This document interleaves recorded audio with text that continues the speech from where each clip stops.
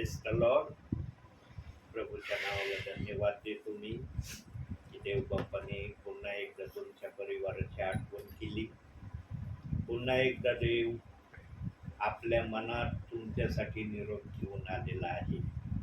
त्याच्या मनामध्ये काय निरोप आहे, कसा निरोप आहे, कोणत्या गोष्टीवर अवलंबून आहे, काही सांगता येणार नाही. पण जो पण निरोप असेल तो आमच्या भावी जीवनाच्या आत्मिक उन्नतीसाठी असणार आहे. त्यामधून आमच्या शारीरिक जीवनाला पण आशीर्वाद असेल आणि आत्मिक जीवनाचे तर आपण सदा आशीर्वादित भुकेले आणलेले आहोत हे तर प्रभू जाणतच आहे. म्हणून त्या देवबाप्पाने तुमच्या परिवाराची भेट घेण्यासाठी स्वर्गाचं सिंहासन सोडून या जागेमध्ये आत्म्याने उपस्थित झाला आहे. त्याचा आपण प्रथम आदर सन्मान करूया. प्रार्थनेने या भक्तीची आपण सुरुवात करूया. सुनीताताई प्रार्थना करा.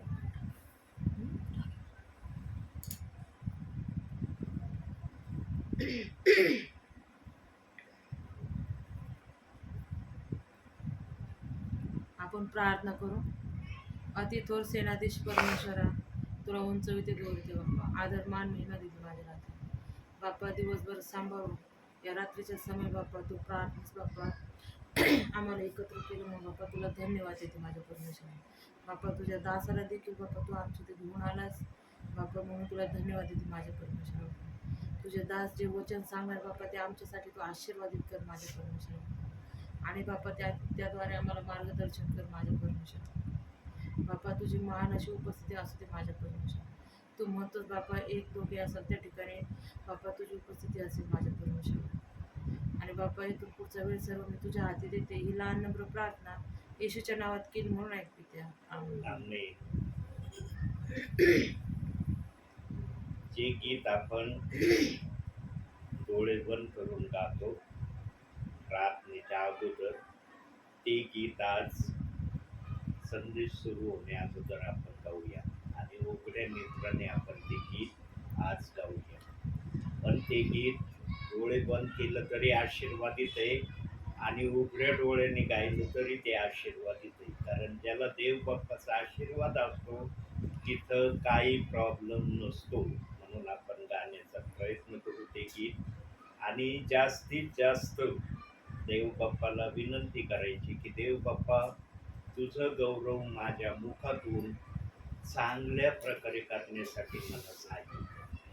आम्ही विश्वासानं देव बाप्पाला मागितलं ना प्रियांनो, देव बाप आमचं ऐकल्याशिवाय राहणार नाही. फक्त देवाची आट आणि शर्त एवढी, तुम्ही लाजायचं नाही, घाबरायचं नाही.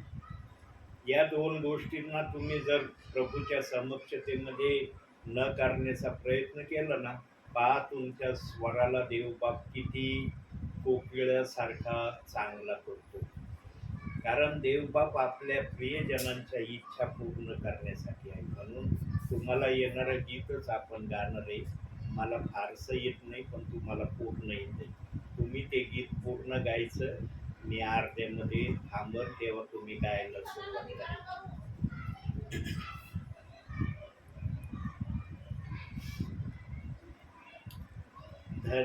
धन्यवाद के साथ स्तुति गाऊंगा हे यीशु मेरे खुदा, उपकार तेरे बेशुमार, कोटि कोटि स्तुति धन्यवाद.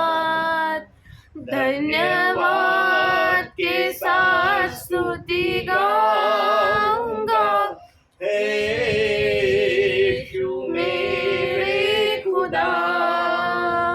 उपकार है तेरे बेशुमार, कोटि कोटि स्तुति धन्यवाद.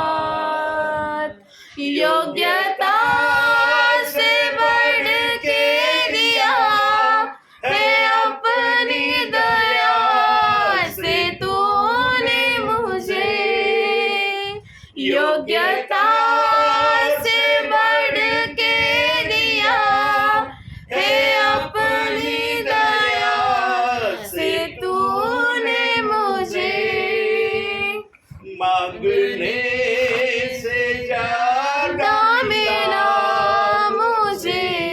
आभारी हूँ प्रभु मैं, मांगने से ज्यादा मिला मुझे।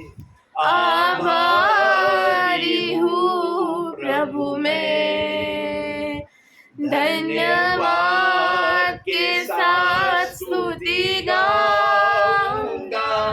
हे यीशु मेरे खुदा, उपकार है तेरे बेशुमार, कोटि कोटि स्तुति धन्यवाद।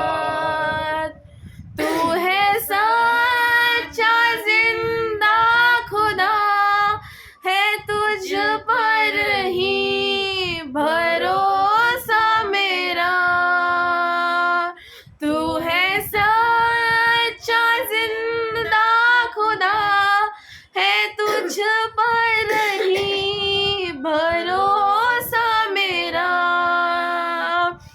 मांगने से ज्यादा मिला मुझे।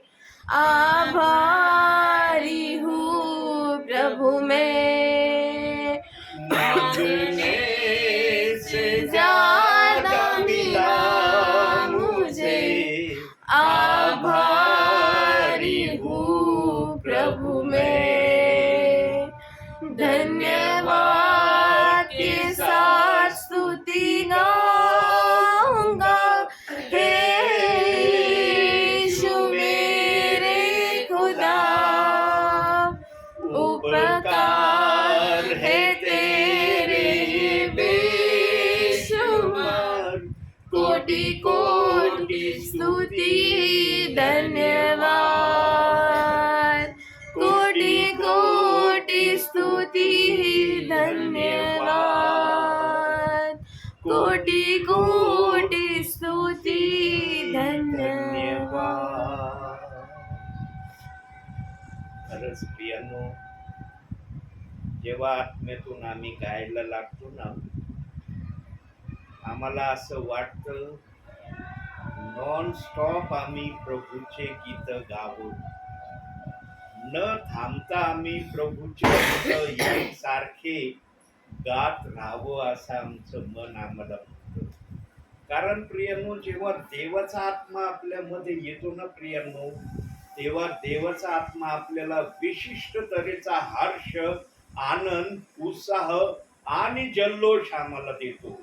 परंतु आम्ही पृथ्वीवर असल्या कारणानं आम्हाला वेळेचं बंधन हे फार पाळणं गरजेचं आहे.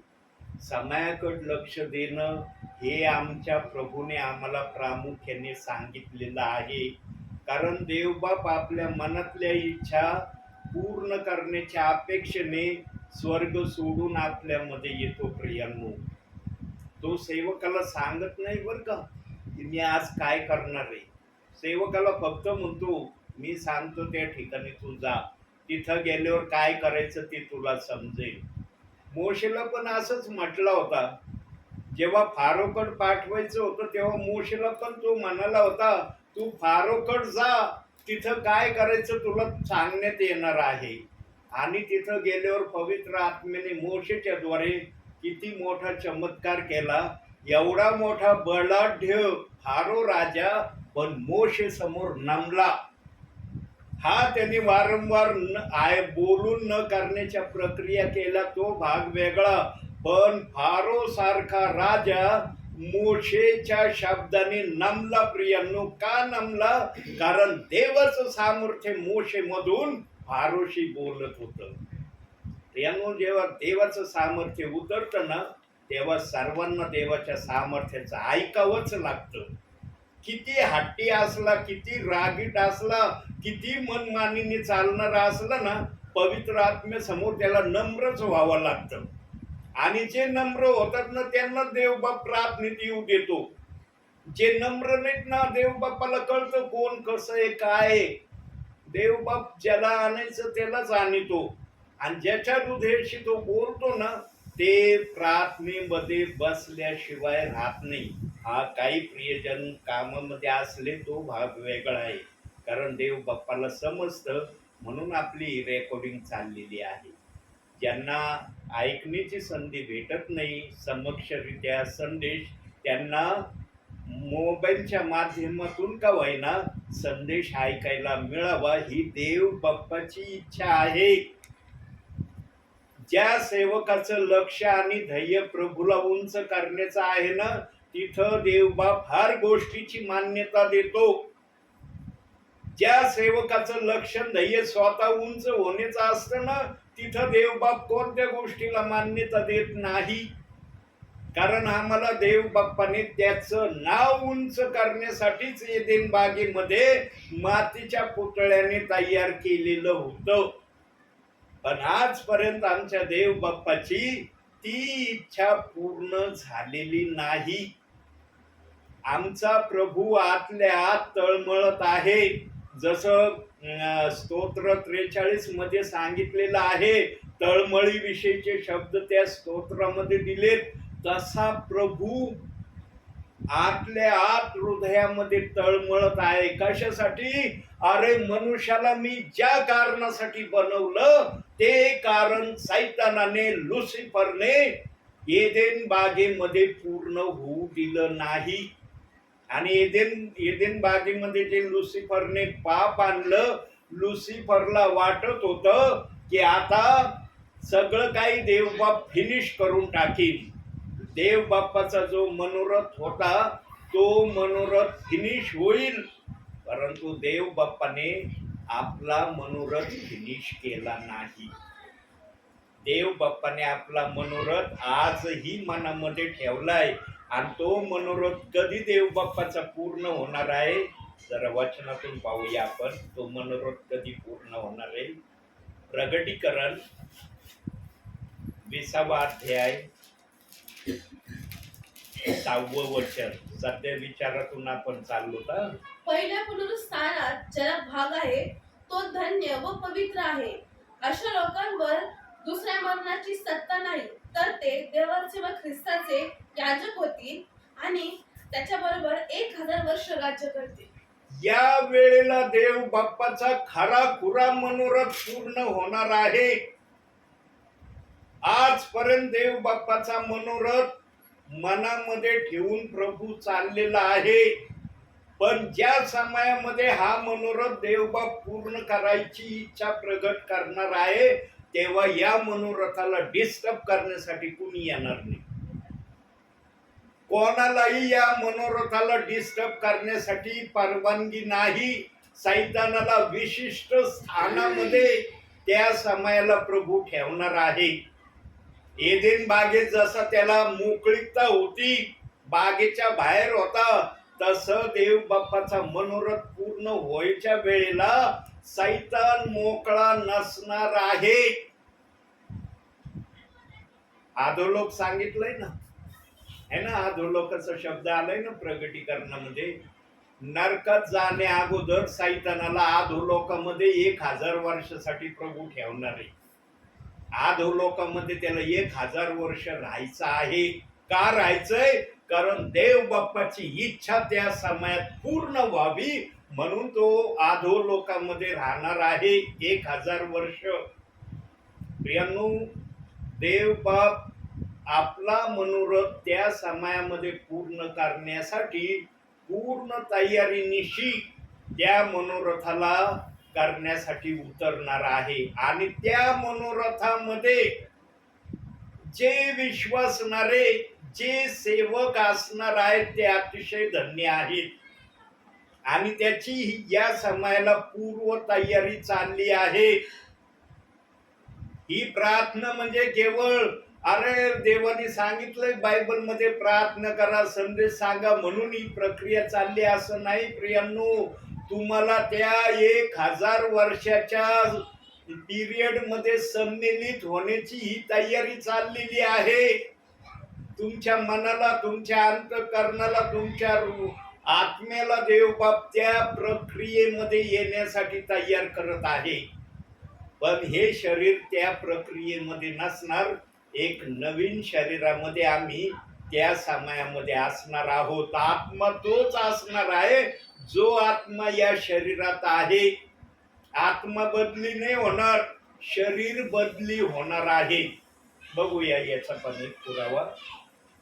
पहिले करंथीकरांचं पत्र 15वा अध्याय 51-52. पहिले करंथीकर पहा, मी तुम्हास एक रहस्य सांगतो. आपण सर्वच महानिद्रा घेणार नाही, तरी आपण सर्वजण बदलून जाऊ. क्षणात निविष्ठान, शेवटाला कर्णा वाजे तेव्हा कारण कर्णा वाजे मेरणे ते अविनाशी असे उठविले जातील आणि आपण बदलून जाऊ. आणि आपण बदलून जाऊ म्हणजे काय? आपल्याला एक नवीन शरीर देण्यात येणार आहे. हे पापी शरीर ज्या आदामाने पाप जगामध्ये आणलं, त्या पापी शरीराला देव बाप स्वर्गात येण्याची अनुमती देणार नाही. एकाही पापी शरीराला स्वर्गामध्ये येण्याची अनुमती नाही. परंतु देव बाप्पाने जो आमच्या नाकपुडीमध्ये श्वास फुंकला, ज्याला आत्मा हे नाव आहे, तो आत्मा मात्र त्या नवीन शरीरामध्ये जाणार आहे. जरी पापी शरीरामध्ये तो आत्मा आहे, पण देवबाप त्याला या पापी शरीरातून बाहेर काढणार आहे आणि एक नवीन शरीरामध्ये आम्हाला तो ठेवणार आहे. आणि मग देवबाप 1000 वर्ष आमच्या बरोबर त्याच्या मनामध्ये काय काय योजना आहेत. आदामाने 69 वर्षापर्यंत देव बाप्पाच्या काय काय योजना एदेन बागेमध्ये समजून घेतल्या किंवा त्याला कळल्या, ते आम्हाला देव बाप्पाने पवित्र शास्त्रातून सांगितलं नाही. ते गुप्त ठेवण्यात आलेलं आहे. पण 70व्या वर्षी जेव्हा आदामाने पाप केलं, त्यानंतरच्या ज्या पण इच्छा आहेत, काही इच्छा देव बाप्पाने कोड्यामध्ये आपल्या पवित्र शास्त्रामध्ये सांगितल्या. म्हणून वचन दिलंय देव बाप्पाने, प्रगटीकरण 20वा अध्याय 6वं वचन, की देव बाप 1000 वर्ष राज्य त्या समयात आपल्या प्रियजनांबरोबर करणार आहे. त्याच्यामध्ये सेवक असणार आहेत, विश्वासणारे असणार आहेत.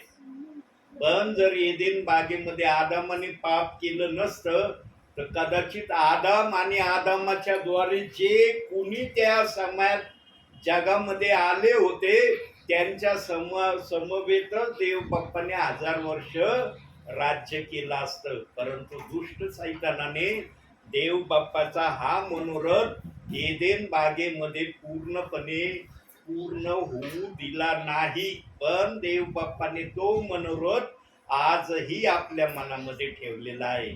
कारण देव बाप जे ठरवतो ते करून दाखवणारा देव आहे. आम्हाला पण त्याने आपल्या राज्यात घेतलंय ना, तर तो आम्हाला हे दाखवून देणार आहे की मी जर तुम्हाला स्वर्गात घेण्याच्या अपेक्षेने निवडला आहे, तर तुम्हाला स्वर्गामध्ये मी घेतल्याशिवाय राहणार नाही. आम्ही किती पाप करत असलो, किती देवाच्या विरोधात चालत असलो, किती वचनाच्या विरोधात आम्ही काही बोलत असलो, कुरकुर करत असलो, वादविवाद घालत असलो, तरी देवबाप म्हणत आहे, तुम्हाला मी स्वर्गामध्ये योग्य त्या प्रकारे घेतल्याशिवाय राहणार नाही. पण कोणते ते प्रियजन असणार आहेत हे आम्हाला सांगता येणार नाही. पण देवाच्या राज्यामध्ये त्याच्या हाताने घडलेले प्रियजन स्वर्गात आल्याशिवाय राहणार नाही. म्हणून प्रियांनो, आज ज्या वचनातून देवबाप आपल्याशी बोलणार आहे, ते वचन पण अद्भुत असं वचन आहे. आणि ज्या वचनातून देवबाप बोलणार आहे, ते वचन आता आपण काढूया आपण. हे संदेशाचं वचन आहे आपल्या यशायाचं पुस्तक 49वा अध्याय 10वं वचन.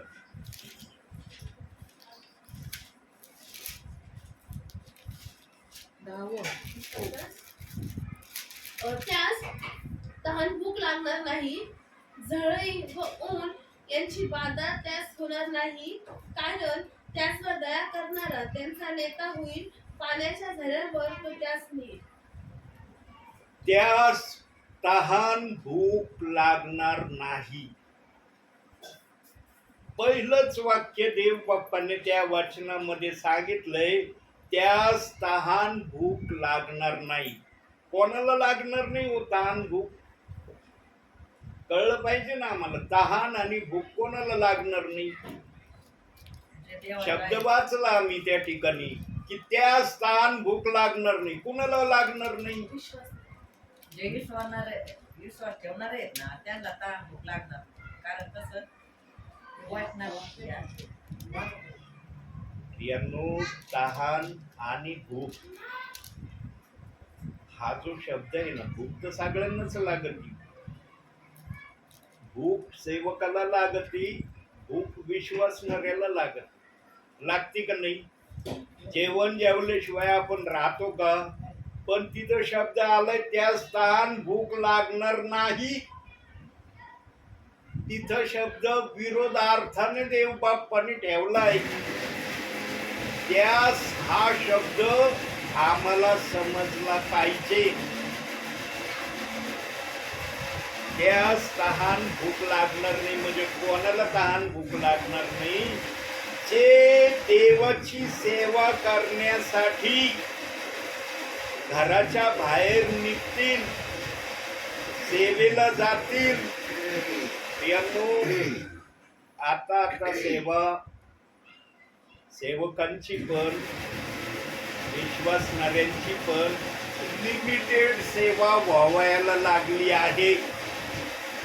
लिमिटेड, कारण परिस्थिती तशी आलेली आहे.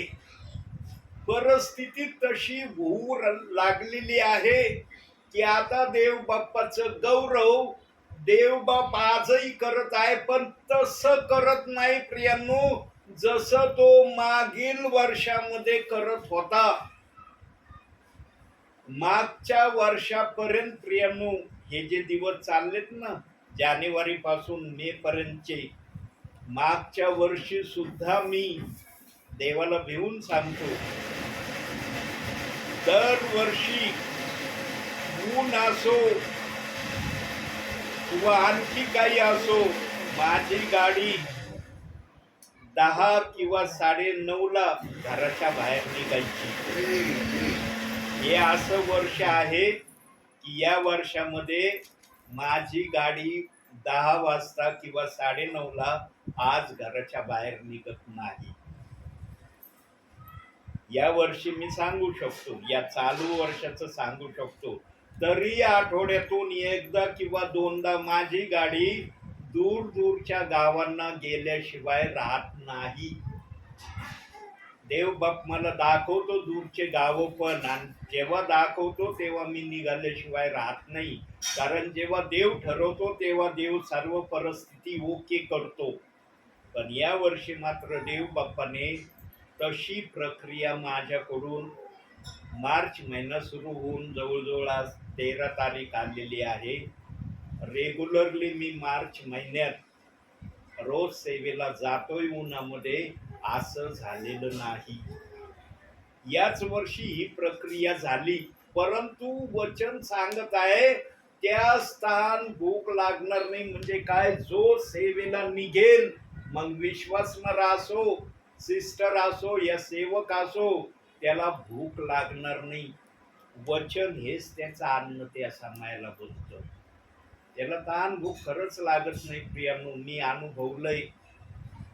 कडक उन्हामध्ये कित्येक जणांनी मला पाहिलेलं आहे. माझे विश्वासणारे सेवेमधले मला म्हणले, ब्रदर इतक्या उन्हामध्ये तुम्ही गाडी चालविता, तुम्हाला ऊन लागतं का नाही? म्हणलं मला अजिबात देवबाप ऊन जाणवू देत नाही. आणि खरंच जाणवू दिलं नाही देवबाप्पाने. माझ्या अवतीभोवती जणू काय गार वाऱ्याचं एक झळई देवबाप ठेवायचा. ऊन मला लागलेलं समजत नसायचं. ऊन तर मी पाहत होतो, पण त्याच्या वेदना माझ्या शरीराला जाणवत नव्हत्या.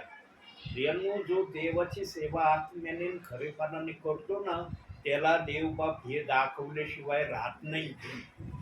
प्रियांनो, आम्ही देवाच्या कार्यासाठी जर स्वतःला आज पण तयार केलं ना, आम्हाला काही बाधा होणार नाही. आणि आम्ही जेव्हा पण कोणत्याही कार्यासाठी घराच्या बाहेर पडू ना, आम्हाला त्याही वेळेला ऊन जाणवणार नाही. पण हे कोणासाठी आहे माहिती का? कोणासाठी आहे? ज्यांच्यामध्ये पवित्र आत्मा आहे. या समयामध्ये तुमच्यामध्ये पवित्र आत्मा आहे का याची तपासणी करा प्रियांनो.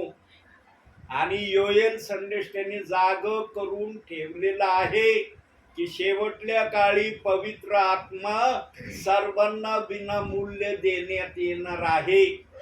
पण जो पवित्र आत्मा ज्यांच्याकडे येणार आहे, तो पवित्र आत्मा त्या विश्वासणाऱ्याला, सेवकाला शांत बसू देणार नाही. हे लक्षात ठेवा. काय जण म्हणतात माझ्याजवळ पवित्र आत्मा आहे, पवित्र आत्मेने मी भरलो. पवित्र आत्मा सुवार्ता सांगायला पाठवल्याशिवाय राहत नाही. हे पवित्र आत्म्याचं मुख्य लक्षण आहे. एक विश्वासणारा, एक परिवाराला का होईना पवित्र आत्मा वचन सांगण्यासाठी पाठवल्याशिवाय राहत नाही. जरी कठीण दिवस आले, जरी बंधन येऊ राहिले जगामध्ये आता, तरी देवाचं कार्य बंद झालेलं नाही प्रियांनो. वचनाचा दुष्काळ जरी पडला तरी देवाचं कार्य बंद होणार नाही. त्याही समयाला जे विश्वासणाऱ्यांनी वचन आत्मसात केले, त्या वचनाने देव बाप्पाचं गौरव होणार आहे. कुणी गाण्याच्या माध्यमातून गौरव करील, कुणी वचनाच्या माध्यमातून देवाचं गौरव करील. सांगायचं म्हणजे काय? वचनातून बघूया आपण हे या वाक्याला. मत्ती शुभवर्तमान 24 अध्याय 35 वचन. आकाश व पृथ्वी नाहीशी होतील, परंतु माझी वचने नाहीशी होणारच नाही. हे देव बाप्पाला मुख्यत्वे करून सांगायचंय.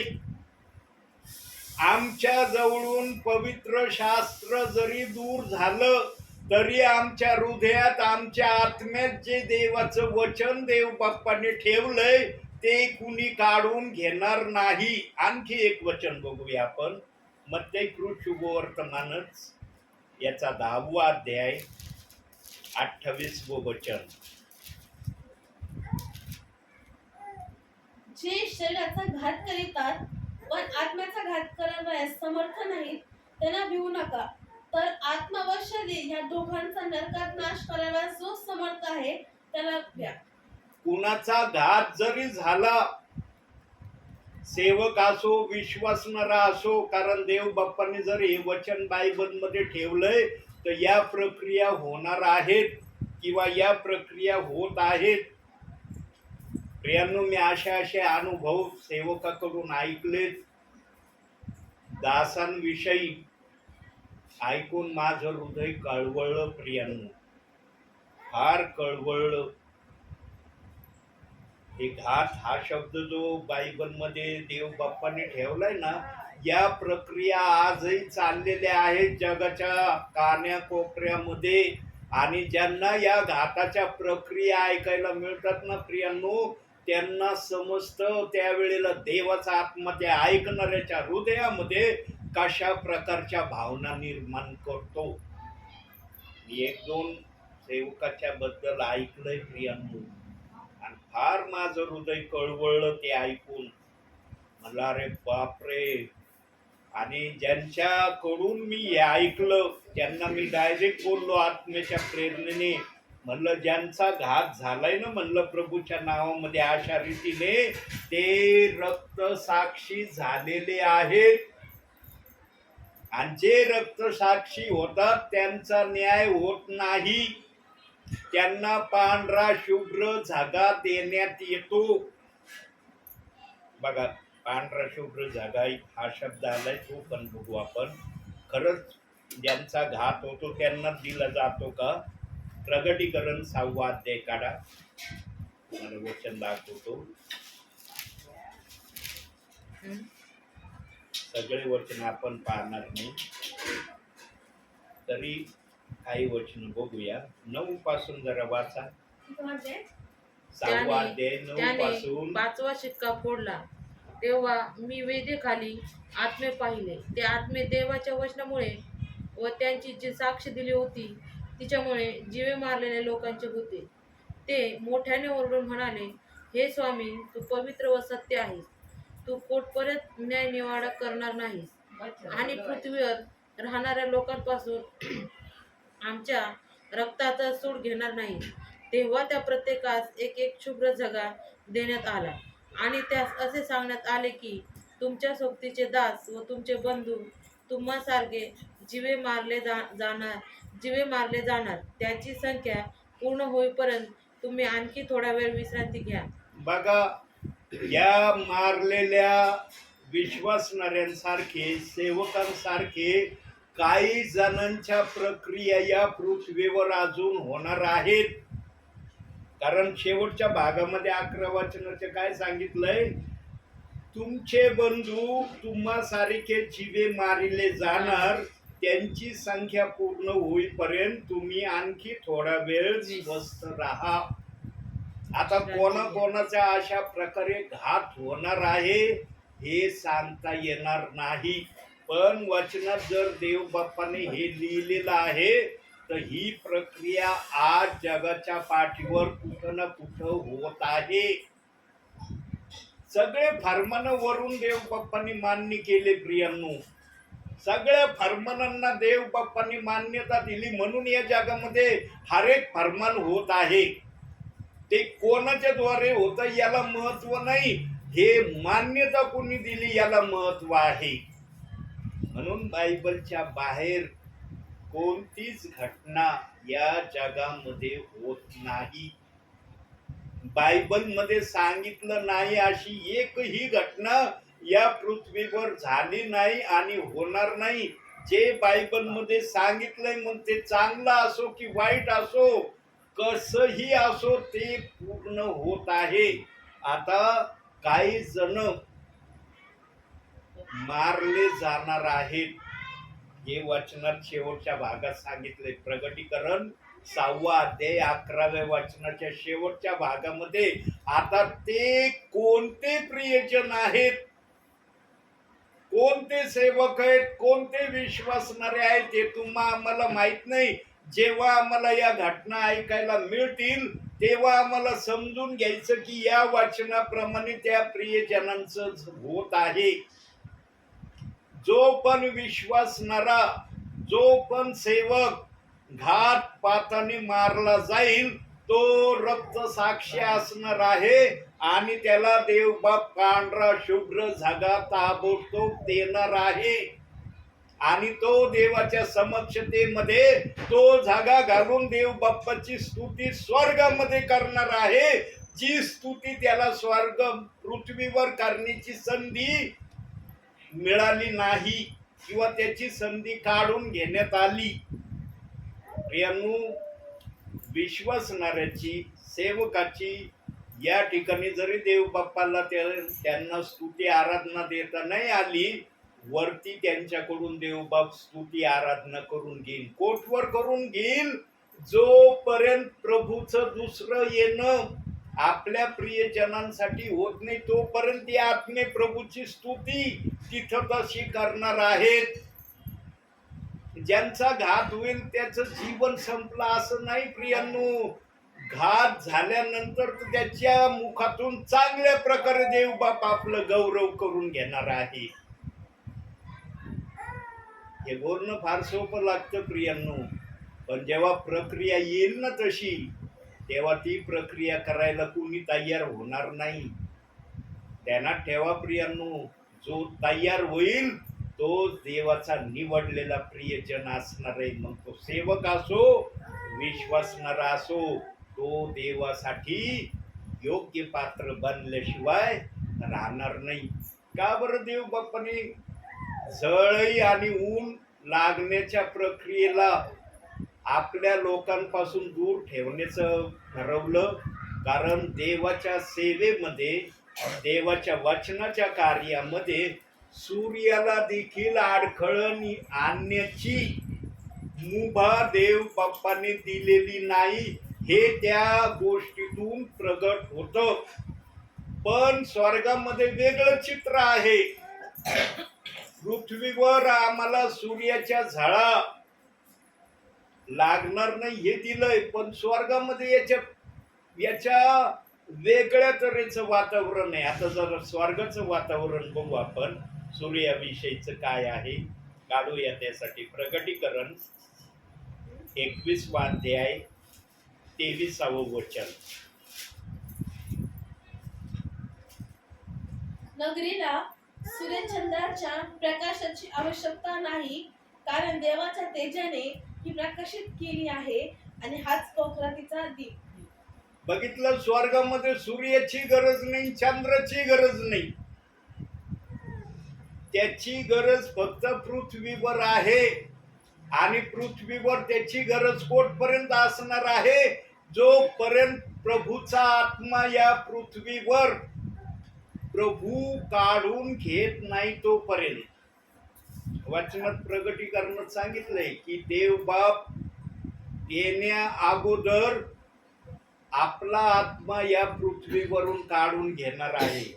तो आत्मा कोणता काढून घेणार आहे प्रभू माहिती आहे तुम्हाला?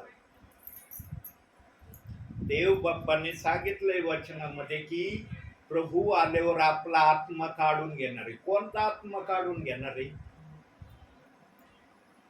कोणता आत्मा काढून घेणार आहे माहिती नाही? माहिती वचनातून बघू आपण कोणता आत्मा काढून घेणार आहे. त्यासाठी काढूया 2 वचन आपण बघूया. त्यासाठी पहिलं वचन प्रेषितांची कृत्य 2 अध्याय 1 पासून 3 वचन, म्हणजे सविस्तर कळत. नंतर पेंटेकोस्त म्हणजे 50वा दिवस आला तेव्हा ते सर्व एकत्र जमले असताना अकस्मात मोठ्या वाऱ्याचा सुसाट्यासारखा आकाशातून नाद झाला व ज्या घरात ते बसले होते ते सर्व त्याने भरले. ते त्याने भरले. आता आणखी एक वचन, 2 वचन देव बाप बोलला ना. योहान कृष्ण शुभवर्तमान 14वा अध्याय 16वं वचन. मी पित्याला विनंती करीन, मग तो तुम्हाला दुसरा कैवारी म्हणजे सत्याचा आत्मा देईल, अशासाठी की त्याने तुम्हा बरोबर सदा सर्वदा राहावे. जो सदा सर्वदा आमच्या बरोबर राहणारा आत्मा आता आहे ना, तो आत्मा काढून घेतला जाणार आहे. आणि तो आत्मा 120 अग्नीच्या जीवांनी पेंटिकॉस्टच्या दिवशी उतरला. ज्या अग्नीच्या जीवा उतरले ना 120 प्रियांनो, त्या जीवा काढून घेतल्या जाणार आहेत. आम्हाला माहित असलं पाहिजे प्रभू आल्यावर कोणता आत्मा काढून घेणार आहे, कोणता आत्मा प्रभू या पृथ्वीवरून काढून नेणार आहे, आम्हाला माहिती असणं गरजेचं आहे. आणि त्या आत्म्याची स्वतः येशू ख्रिस्ताने साक्ष दिली आणि त्या साक्षीचा संदेश पेत्राने दिला पेंटिकॉस्टच्या दिवशी. पेत्राला दोष लावणं आता तरी सेवकांनी, विश्वासणाऱ्यांनी बंद करावं. देवाचा आत्मा या भूतलावरून काढून घेण्या अगोदर सर्वांनी पेत्राचा सन्मान करावा आणि त्या आत्म्याचा आदर करावा. पेत्र काहीही पेंटिकॉस्टच्या दिवशी चुकीचं बोललेला नाही. पेत्राचा संदेश हा आत्म्याचा संदेश आहे. पण प्रेषितांची कृत्य 2 अध्याय 38व्या वचनाला खोट्या संदेश त्याचं हे नाव देण्यात आलंय. म्हणजे पेत्राने पेंटिकॉस्टच्या दिवशी खोटा संदेश सांगितला का? आज खोटे संदेश ते प्रेषितांची कृत्य 2 अध्याय 38व्या वचनाला का म्हणतात? का म्हणतात त्याच वचनाला खोटे संदेश ते आहेत आणि ते जगात आलेत आणि जगात आहेत, असं का काही जणांच्या मनात भावना निर्माण झाली? प्रियांनो, पेंटिकॉस्टच्या दिवशी जर पेत्राने भाषण दिलं नसतं अग्नीच्या जिभा उतरल्या नसते ना तर तुम्ही आम्ही या जगात आलो नसतो. ध्यानात घ्या, तुम्ही आम्ही या जगात आलो नसतो. जगाची समाप्ती झाली असती. आणि जर जगाची समाप्ती झाली असती तर प्रगटीकरण 20:6 वचन जे देव बाप्पाच्या मनामध्ये आहे आपली इच्छा पूर्ण करण्याविषयी, ती देवाची इच्छा भंग झाली असती. आणि सैतान म्हणला असता मी देवाची इच्छा भंग करण्यापर्यंत माझ्याजवळ सामर्थ्य आहे. देव बाप आपलं सामर्थ्य कधी सैतानाला देणार नाही. सैतानाला कधी असं म्हणू देणार नाही तुझी इच्छा मी पूर्ण केली नाही किंवा तुझी इच्छा मी पूर्ण होऊ दिली नाही. देवबाप आपली इच्छा हारांमध्ये पूर्ण केल्याशिवाय राहणार नाही. म्हणून प्रियांनो, जे आज सेवेला बाहेर पडतात ना या उन्हामध्ये, जे कुणी सेवेला बाहेर पडतात ना त्यांना कधी उष्माघात होणार नाही हे टाळी देऊन मी सांगतो प्रभूच्या उपस्थितीमध्ये ना आत्म्यामध्ये. अहो, सेवा करत असताना जर त्यांना उष्माघात झाला तर मग तो सेवा कोणाची करत होता? म्हणून देवबाप म्हणला त्यास तहान भूक लागणार नाही, उन्हाची झळही त्याला काही करणार नाही. पण तो सेवक आत्म्याने सेवेला गेलेला असला पाहिजे, आत्मा त्याच्यामध्ये असला पाहिजे, त्याच्यासाठी ते वचन आहे. म्हणून अंतिम समयामध्ये खात्री करून घ्या माझ्यामध्ये पवित्र आत्मा आहे का, आणि जर आहे तर तो प्रगट कसा होतोय माझ्यामध्ये. ज्याच्यामध्ये पवित्र आत्मा आहे ना त्याच्यामध्ये तो प्रगट होतो. त्याला देवाच्या गोष्टीची आवड ओढ सदैव लागलेली राहते. बघा, कठीण दिवस आलेत, कठीण दिवस चाललेत, तरी देवाचं वचन सांगणं बंद आहे का? झालंय का बंद? म्हणून आकाश पृथ्वी नाही तशी होतील, माझी वचने नाही तशी होणार नाही. हे शब्द जे देवबाप बोलत आहे ना, देवबाप जे बोलतो ना ते करून दाखवतो, त्याचा अर्थ प्रगट करतो. बायबलचा एक शब्द देवबाप कधी अधुरा ठेवणार नाही. हर शब्दाला देवबाप आज जगाच्या कानाकोपऱ्यामध्ये सेवकांच्या द्वारे, सिस्टरांच्या द्वारे, ब्रदरांच्या द्वारे पूर्ण करत आहे. असं समजू नका की देव बाप्पाने फक्त सेवकालाच ही सगळी अथॉरिटी दिली. जर ही सगळी अथॉरिटी सेवकाला असती तर मग सेविका आणि ब्रदर का सेवा करत आहेत? ते पण आज वचन का सांगत आहेत घरोघरी जाऊन? कारण देव बाप्पाने कोणालाही मनाई केलेली नाही. का मनाई नाही केली ते पुरावा आपण बघू बायबल मधून. मार्कुस शुभवर्तमान 16वा अध्याय 15वं वचन.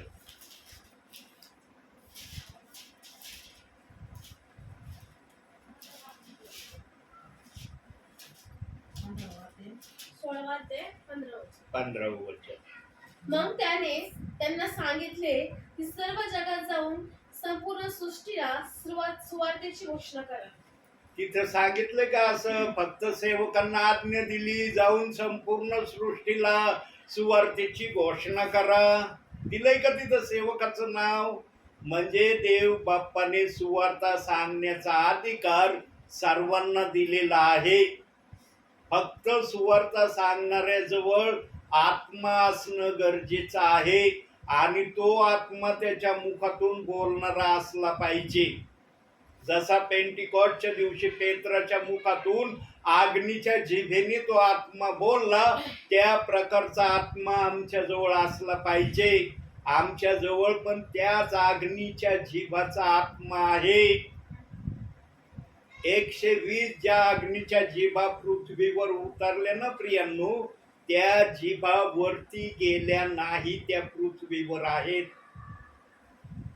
अख्ख्या पृथ्वीला 120 अग्नीच्या जिभा कंट्रोलेट करत आहेत. कशा करत असतात त्या अग्नीच्या जिभा अख्ख्या पृथ्वीला कंट्रोलेट त्याचा रिमोट देवाच्या हातामध्ये आहे. कार्य करणाऱ्या 120 जीवा आहेत, पण त्या जिभेला चालवण्याचा अधिकार प्रभूच्या हातात आहे. म्हणून येशू ख्रिस्त म्हणला दुसरा काही बरी येईन आणि तो तुम्हाला माझं सत्याचं वचन सांगन. आणि ते सत्याचं वचन पेत्राने पेंटिकॉस्टच्या दिवशी सांगितलं, पण पेत्राच्या त्या सत्य वचनाला खोटं वचन आहे असं इनडायरेक्टली जगामध्ये पसरवण्यात आलंय. खोटा संदेश जर त्या वचनाला नाव आहे म्हणजे ते संदेशच खोटा आहे ना, आहे का नाही खोटा? खोटा संदेश प्रेषित 2:38 वचन म्हणल्यावर मग जे पेत्र बोलला ते चुकीचं बोललाय सिद्ध होतंय का नाही? पण देव त्या बोलण्याला चुकीचं सिद्ध मानित नाही. देव बाप ते बोलणं खोटं आहे मानित नाही. म्हणून त्या वचनाची सुवार्ता आजही सांगितली जात आहे. धन्य ते प्रियजन आहेत ज्यांना ही सुवार्ता ऐकायला मिळती. ज्या प्रियजनांना ही सुवार्ता ऐकायला भेटत नाही ना, त्यांचा आत्मा ओरडत आहे प्रभूकड. ते प्रियजन जरी बुद्धीने त्या वचनाला दोष लावित आहेत, पण त्यांचा आत्मा देव बाप्पाकर ओरड करत आहे. काय ओरड करत आहे? मला हे वचन ऐकायचं आहे. पण ज्याच्यामध्ये हा आत्मा आहे तो बुद्धीने जास्त या वचनाला दोष लावतोय. काही जण म्हणतात बरं का, आम्ही नाही लावित दोष त्या वचनाला, आम्ही मानतो त्या वचनाला. तोंडाने बोलतात पण कृतीने करून नाही दाखवित. तोंडाने बोलण्यापेक्षा कृतीने करून दाखवणं गरजेचं आहे. म्हणून याकोब 2:24 मध्ये सांगितलंय, विश्वास हा क्रिया वाचून निर्जीव आहे. तुम्ही विश्वास ठेवला, क्रिया करत नाही, काय उपयोग आहे तुमचा त्या विश्वासाचा? म्हणून मी नेहमी सांगतो, तुम्ही विश्वास ठेवलाय आणि तुमचं स्वर्गात जाणं होईल हे भ्रमाचं वाक्य आहे तुमच्या मनात. विश्वासाने फक्त तुम्हाला स्वर्गात जाण्याची परवानगी आहे, पण क्रिया जर केली नाही तर मग क्रिया वाचून तुम्हाला स्वर्गात जाता येणार नाही. आणि इथं तर वचनाला दोष लावण्याची प्रक्रिया चालली. वचनाला काही बोललं जातंय. प्रेषित 2:38 वचनाला अतिशय भयानक आणि कठीण न्याय. जे कुणी आज त्या वचनाला दोष लावण्याच्या प्रक्रियेमध्ये आहेत ना, त्यांचा कठीण न्याय वाट बघत आहे. एका ठिकाणी सांगितले त्यांचा न्याय वाट पाहत आहे. तसं वाट बघतोय. त्या न्यायाच्या प्रक्रियेतून बाहेर निघण्यासाठी वचनाला दोष लावण्याची प्रक्रिया बंद करा. वचनाला दोष लावण्याची प्रक्रिया बंद झाली ना, तुमचा न्याय होण्याची प्रक्रिया पण देव बाप बंद करील. आणि तसं वचन बायबल मध्ये दिलंय प्रभूने. योहान शुभवर्तमान 5वा अध्याय 24व्या वचनामध्ये सांगितलंय, त्यांचा न्याय होणार नाही. त्यांचा म्हणजे कोणाचा? ज्यांनी वचनाला दोष लावण्याचं सोडून दिलं त्यांचा न्याय होणार नाही. ज्यांनी वचनाला दोष लावलाय, मग मत्ते 12वा अध्याय 36व्या वचनाप्रमाणे जो जो व्यर्थ शब्द त्या वचनाच्या विरोधात तुम्ही बोलले आणि ज्या ज्या वचनाच्या विरोधात तुम्ही वागले त्या सगळ्याचा हिशोब देव बाप घेणार आहे. पण जर आम्ही प्रेषित 2:38 वचनाच्या विरोध करण्याचं सोडून दिलं तर आम्ही जे ज्या वचनाच्या विरोधात वागलो असतो, प्रक्रिया केली नसेल, या वचनाच्या मान्यतेमुळे आमचा त्या वचनाच्या विरोधात जे वागलो त्याचा न्याय देव बाप करणार नाही आमचा. बघा वचनातून कसं आहे, जरा वचनातून तपासू आता या वाक्याला. काढा योहान शुभवर्तमान. बघा सविस्तर देव बाप कसा बोलतोय वचनातून. 5वा अध्याय 24वा वचन. 24. मी तुम्हाला खचित खचित सांगतो, जो माझे वचन ऐकतो आणि ज्याने मला पाठविले त्याच्यावर विश्वास ठेवतो त्याला सार्वकालिक जीवन प्राप्त झाले आहे आणि त्याच्यावर न्यायाचा प्रसंग येणार नाही. तो मरणातून जीवनात पार गेला आहे. काय देवबाप्पाने त्या वचनाच्या सुरुवातीला काय वाक्य बोललाय? जो माझे वचन ऐकतो. आता जो वचन ऐकतो तो वचनाचा विरोध करेल का? बघा देवाचं बोलणं कसं आहे. जो वचन ऐकतो तो कधी वचनाचा विरोध करत नाही, पण आजच्या समायाला जो वचन ऐकतो तो वचनाचा विरोधही करतोय. चाललंय का नाही आज? मग कोणती प्रक्रिया योग्य आहे? देव बाप्पाने लिहिलेली प्रक्रिया योग्य आहे का? आज विश्वासणारा देवाचा सेवक ज्या वचनाच्या विरोधात बोलतोय, वचनाच्या विरोधात चालतोय, ते बरोबर आहे का? कोणतं बरोबर आहे?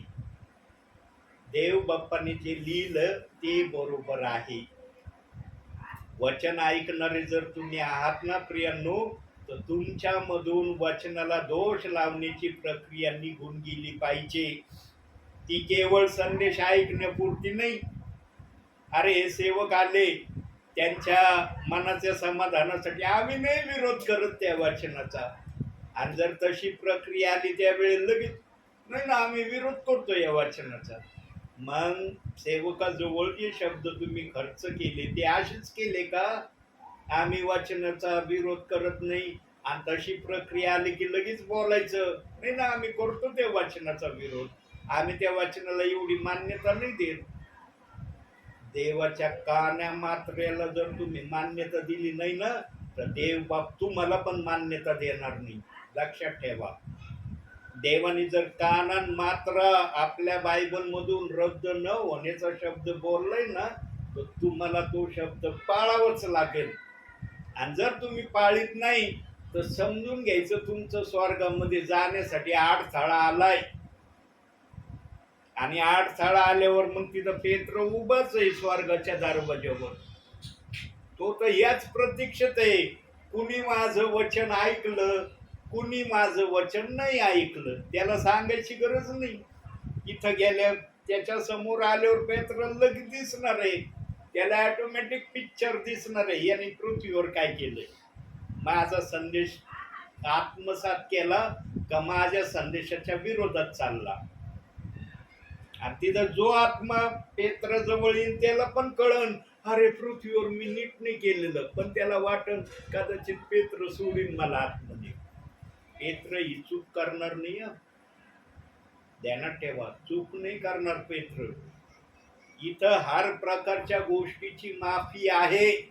वर स्वर्गाच्या दरवाजेवर कोणत्याच गोष्टीला प्रतिसाद नाही. दुधाचं दूध आणि पाण्याचं पाणीच आहे. दूध असलं ना आतमध्ये, पाणी असलं बाहेर. म्हणून प्रियांनो, दुधासारखं बना. दुधासारखं आपलं ख्रिस्ती जीवन करा. पाण्यासारखं राहू नका. बघा, पाणी टाकलेलं दूध असलं तर आपल्याला पसंत होतं का ते दूध? आपण म्हणतो का जाऊ दे पाणी असलं तरी मला आवडतं हे दूध, म्हणतो आपण. दूधवाल्याला लगेच म्हणतो, अहो खूप पाणी टाकतात हो तुम्ही दुधामध्ये, एवढं पाणी नका टाकू. आणि जर दूधवाला नाही ऐकून राहिलं तर दूधच बंद करून टाकतो आपण. करतो का नाही? प्रियांनो, जगामध्ये जर अशी प्रक्रिया आहे तर स्वर्गामध्ये जाण्यासाठी काही अटी शर्ती असतील का नसतील? तर तिथं उठून सुटून कुणाला पण पेत्र म्हणन का जात मध्ये? त्याला जायची परवानगी आहे ज्याने वचनाला दोष लावलेला नाही. वचन साधं नका समजू प्रियांनो. आज फार मजा लागत आहे काही जणांना वचनाच्या विरोधात बोलण्याची, वचनाच्या विरोधात चालण्याची, वचनाच्या विरोधात अपशब्द बोलण्याची. तेव्हा स्वर्गाच्या दरवाजाजवळ येतात ना, तेव्हा पेत्र जेव्हा म्हणन ना तुम्हाला आत नाही सोडित मी, तेव्हा तुम्हाला कळन की आम्ही पृथ्वीवर जर ऐकलं असतं तर आमचं भलं झालं असतं. म्हणून त्या धनवान व्यक्तीला पण कधी जाग आली, आगीमध्ये उभा राहिलं तेव्हा त्याला जाग आली आणि आपल्या 5 भावांची आठवण आली त्याला. कोणाची आठवण आली? आपल्या 5 भावांची. आणि तो अब्रामाला म्हणला पृथ्वीवर माझे 5 भाऊ आहेत, त्यांच्याकडे इथून कोणाला पाठव. अब्राम म्हणला पृथ्वीवर संदेश ते सेवक आहे त्यांचं ऐकावं. ते म्हणे नाही नाही माझे भाऊ नाही ऐकणार. मग अब्राम म्हणलं जर पृथ्वीवरच्या सेवकांचा संदेश त्याचे ते ऐकत नाही, मग इथून कुणी पाठवलं तर त्याचं ऐकते याची काय गॅरंटी, खात्री. म्हणून ऐकण्यामध्ये धन्यता आहे. एक वचन काढूया आपण. पहिले शमूएल 15वा अध्याय. जो पण विचारी त्याला आपण वचनातून तपासित जाऊ. पहिले शमूएल 15वा अध्याय 22वा वचन.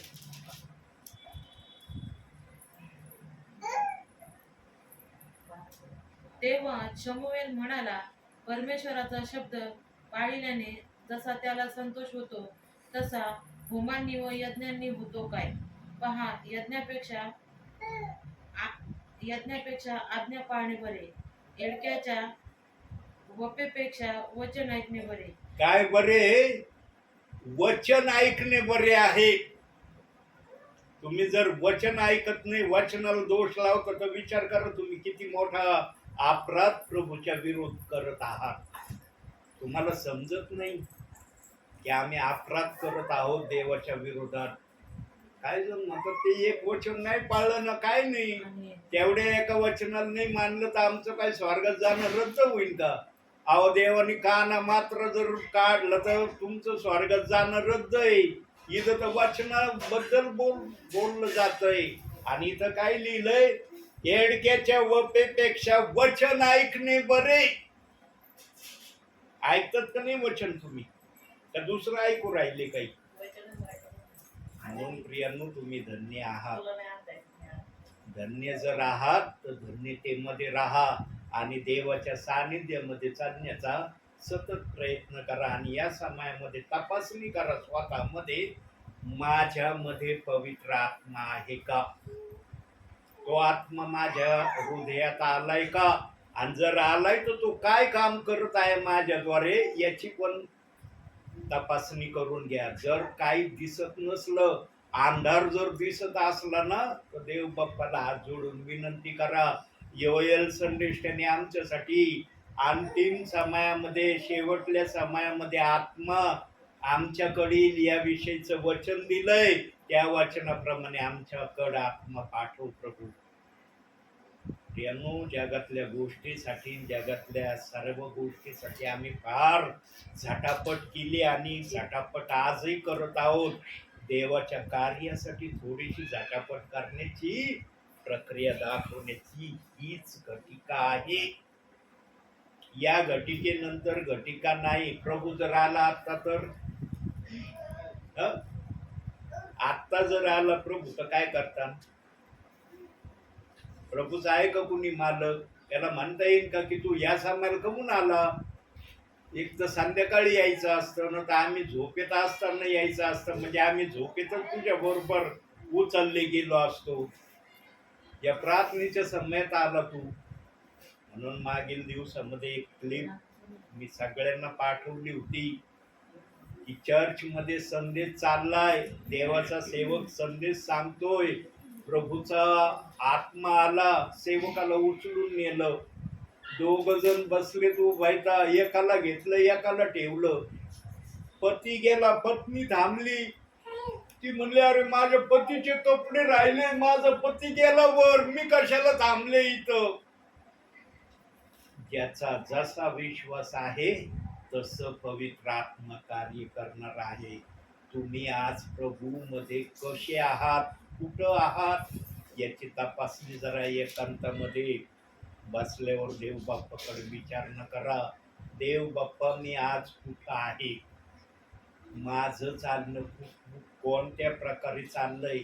विश्वासाने जर देवाला विचारताना आत्मा सांगन तू कुठं आहेस आणि तुझं चालणं काय चाललंय.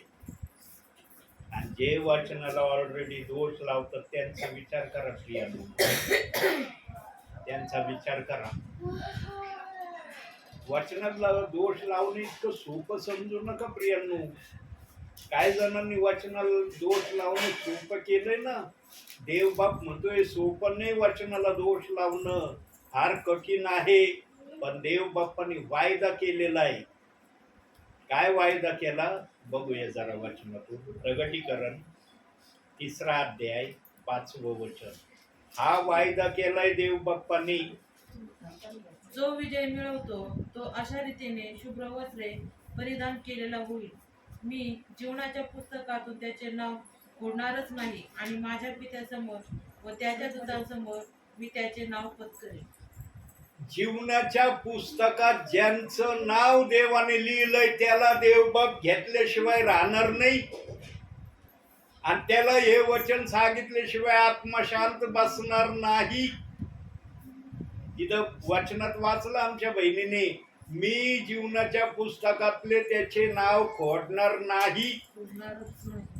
च लावलंय तिथं. च लावून देवाचा आत्मा बोलतोय, ज्यांना प्रेषित 2:38 वचनाला मानायची मान्यता देव बाप्पाने जीवनाच्या पुस्तकात ज्याच्या नावे लिहिली त्यालाच हे वचन सांगितलं जाणार आहे.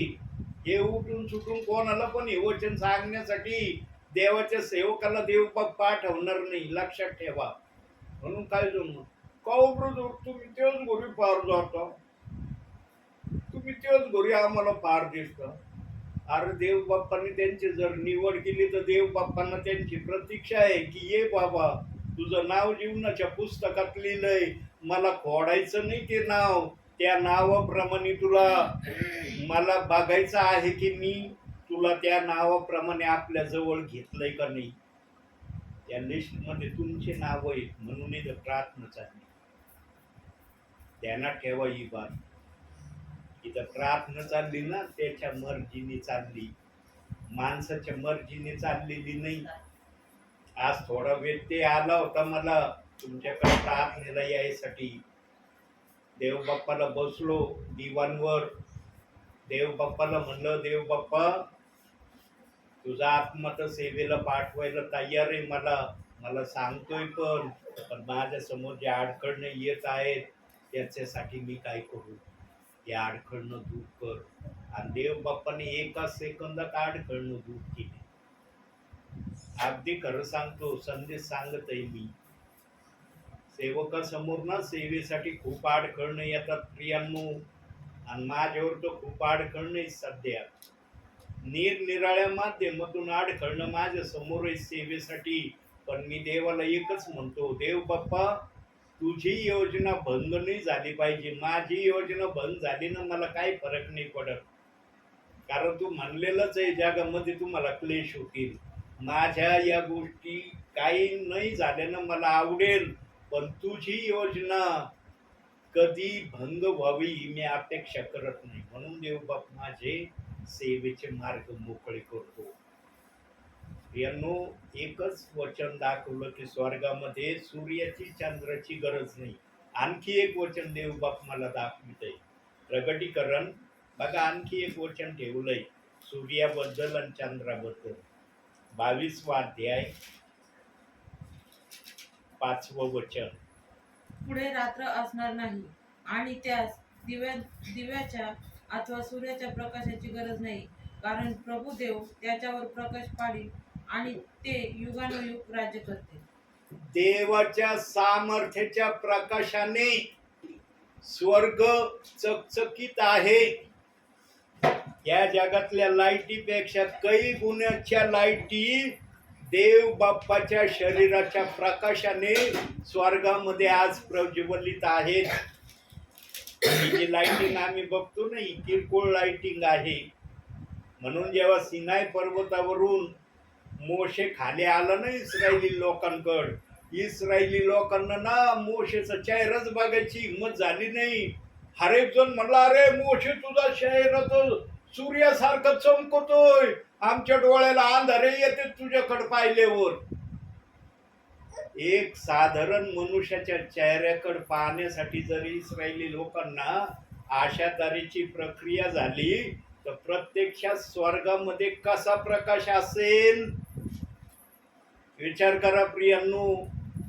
प्रभूच्या उपस्थितीमध्ये तुम्ही बसलात, इथल्या एक साधारण मोशेच्या चेहऱ्याकड इस्रायली लोकांना पावलं नाही, तर ज्या स्वर्गामध्ये आमचा प्रभू वास्तव्य करतो तिथला प्रकाश कसा असेल सांगता येईल का त्या प्रकाशाबद्दल? म्हणून तिथं सांगितलंय सूर्याची गरज नाही, चंद्राची गरज नाही, पण इथं आम्हाला सूर्याची गरज आहे, चंद्राची गरज आहे. रात्रीच्या वेळेला चंद्र जर नसला तर सगळं अंधार आहे, काहीच दिसत नाही आम्हाला. दिवसा जर आम्हाला ऊन नाही मिळालं तर आमच्या शरीराला एनर्जी मिळत नाही. पण ऊन पण आम्हाला लिमिटेडच हवंय, प्रमाणाच्या बाहेरचं ऊन आम्हाला सहन होत नाही. म्हणून वचन आलं की माझ्या लोकांना भूक तहान लागणार नाही, कोणती झळही त्यांना त्रास देणार नाही. जर याच गोष्टी त्यांना काही करणार नाही मग त्यांना उष्माघात होईल का? उष्माघात हा शब्द काढणं देखील योग्य नाही. म्हणून आम्ही फार आशीर्वादित प्रियजन आहोत. जर आशीर्वादित आहोत तर आशीर्वादामध्ये राहण्यासाठी देवाच्या सानिध्यात राहणं, बायबल वाचणं, प्रार्थना करणं गरजेचं आहे. काही जण आज करत नाही प्रियांनो या प्रक्रिया. काही जण प्रार्थना करतात पण बायबल वाचत नाही. काही जण देवाचं भय धरत नाही. काही मुखातून अपशब्द बोलत राहतात. काही टवाळकीचे शब्द, थट्टेचे शब्द, मस्करीचे शब्द बोलतात तोंडातून. हे बंद झालं पाहिजे प्रियांनो. देवाला हे आवडत नाही. थट्टेचे शब्द, मस्करीचे शब्द, एखाद्याची भावना दुखावण्याचे शब्द देव बाप मान्य नाही करत. देवाला हे मुळीच आवडत नाही प्रियांनो. आम्हाला नम्र होण्यासाठी ना पूर्णपणे आम्ही देवाच्या अधीनतेमध्ये राहणं गरजेचं आहे. आणि जो पूर्ण अधीनतेमध्ये राहतो ना त्याला मस्करी, थट्टा या गोष्टी योग्य वाटत नाही. पण आज आम्ही बघतो काही जण खुलेआम मस्करी करतात, चेष्टा करतात, काही करताना आम्हाला दिसतं. झालं पाहिजे प्रियांनो सगळ्या प्रक्रिया. देवाने जसं आम्हाला पूर्ण व्हायला सांगितलंय तसंच आम्ही पूर्ण झालं पाहिजे. देवाला न पसंत होणारं पूर्ण आम्ही कधी आमच्या जीवनामध्ये होण्याचा प्रयत्न करू नये. म्हणून आजच्या या छोट्याशा संदेशातून देव बाप तुम्हाला आणि मला भरपूर आणि भरपूर आशीर्वाद देव. आम्ही डोळे बंद करा. काही सेकंद आपण शांत राहू प्रियांनो. मनाला एकाग्र करू, आपण विचाराला आपण स्थिर करू, मग आपण प्रार्थना करू.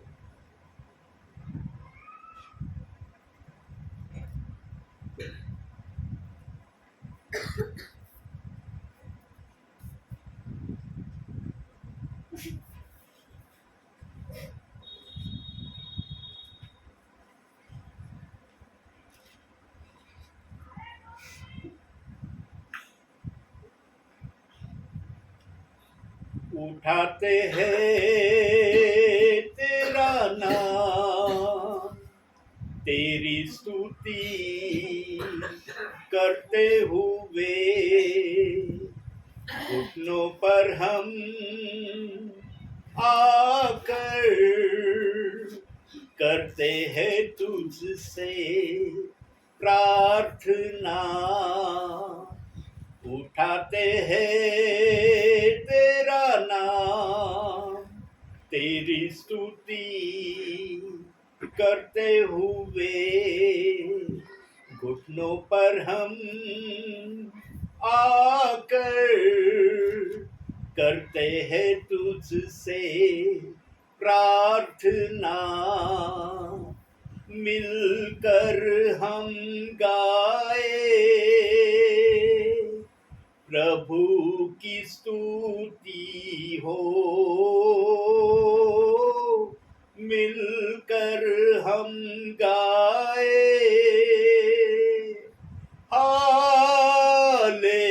Hallelujah,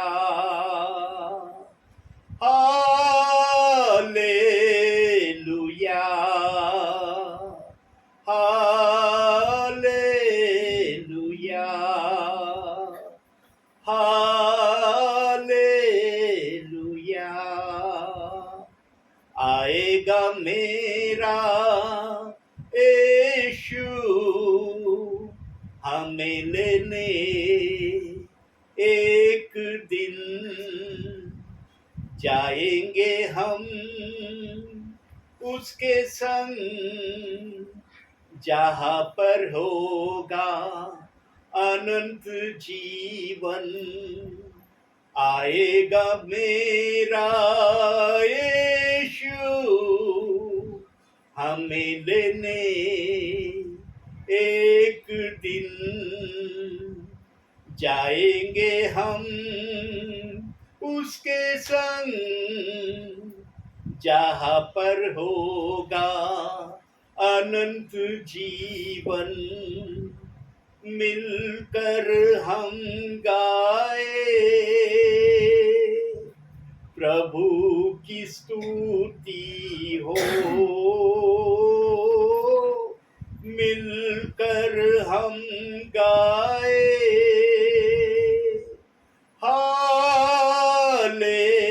hallelujah, hallelujah, hallelujah, hallelujah. उठाते हैं तेरा नाम, तेरी स्तुति करते हुए, घुटनों पर हम आकर करते हैं तुझसे प्रार्थना। उठाते हैं तेरा नाम, तेरी स्तुति करते हुए, घुटनों पर हम आकर करते हैं तुझसे प्रार्थना। होय स्वर्गीच्या देवा, आम्ही तुझी स्तुती आराधना करतो, तुझ्या नावाला उंचावतो। तू सर्व समर्थ आहे, तू सर्व शक्तिमान आहे। तुझा आम्ही आमच्या मुखाने जय जयकार करतो माझ्या बापा। स्वर्गीच्या देवा, तुझी आराधना, महिमा, आदर, सन्मान, गौरव आम्ही आमच्या मुखानं कबूल करतो माझ्या बापा। होय स्वर्गीच्या देवा, आजच्या या सुंदरशा वेळेसाठी आम्ही तुला मान, महिमा, सन्मान देतो माझ्या बापा। Hallelujah, hallelujah, praise the Lord, praise the Lord. शेवटची प्रार्थना आपल्यासाठी मोनाताई करतील। पवित्र पवित्र पवित्र पवित्र पवित्र हे आमच्या आकाश आणि सृष्टी निर्माण करते माझ्या महान परमेश्वरा, हे माझ्या प्रभू प्रार्थना करते रे बाप्पा। आज दिवसभर सांभाळल्याबद्दल धन्यवाद माझ्या परमेश्वरा। या सायंकाळच्या समय प्रभू तुझ्या गौरवासाठी, तुझ्या वस्त्रासाठी आम्हा सर्वांनी एकत्रित केलं प्रभू। तुझ्या नावाला धन्यवाद देते प्रभू। प्रार्थना करते परमेश्वरा, सुंदरचं वचन तुझ्या दासाने पेरले माझ्या देव बाप्पा प्रभू, त्यांना तू विशेष प्रकारे आस्वादित करते बाप्पा। जे वचन त्यांनी सांगितले रे बाप्पा परमेश्वरा, आता आम्ही जे सोडून न देता प्रभू आम्ही त्या अंतःकरणात घेऊन त्याप्रमाणे वागावं, बोलावं आणि शिकावं। कारण की तू सांगतोस की मार्ग, सत्य व जीवन तूच आहे हो परमेश्वरा। तुझ्या सत्य मार्गावर चालण्यास प्रभू तुला आम्हाला सहाय्य आणि मार्गदर्शन कर परमेश्वरा। प्रभू प्रार्थना करते, कसल्या वचनाला आम्ही दोष न लावता दे बाप्पा, तर तुझ्या वचनावर चालावं परमेश्वरा। त्या वचनावर परमेश्वरा आम्ही प्रेम प्रीती करावं प्रभू परमेश्वरा। देव बाप्पा प्रार्थना करते परमेश्वरा, इथे बसल्या प्रत्येकांना तू आशीर्वादित कर प्रभू। एवढी लहानशी नम्र प्रार्थना धन्यता प्रभू येशू ख्रिस्त याच्या गोड आणि पवित्र नावाने केली म्हणून पिता आमेन। हे आमच्या स्वर्गातील बाप्पा, तुझे नाम पवित्र मानले जाऊ, तुझे राज्य येऊ, जसे स्वर्गात तसेच पृथ्वीवर आहे। तुझ्या इच्छेप्रमाणे हो। आमची रोजची भाकर आज नसते, आणि जसे आम्ही आमच्या ऋणास ऋण सोडले आहे तसेच तो आमच्या ऋणी आम्हास सोडव, आणि आम्हास परीक्षेत आणू नकोस, तर आम्हास वाईटापासून सोडव। कारण की राज्य, सामर्थ्य आणि गौरव ही सर्व काळ तुझीच आहे। आमेन। प्रभू येशू रक्त की जय। प्रभू येशू रक्त की जय. प्रभू येशू रक्ताचा जय जयकार. आमेन. आमेन. धन्य येशु नाम, धन्य येशु नाम, धन्य येशु नाम सर्वकाळ. धन्य येशु नाम, धन्य येशु नाम, धन्य येशु नाम सर्वकाळ. आमेन. बंद कर बाळा.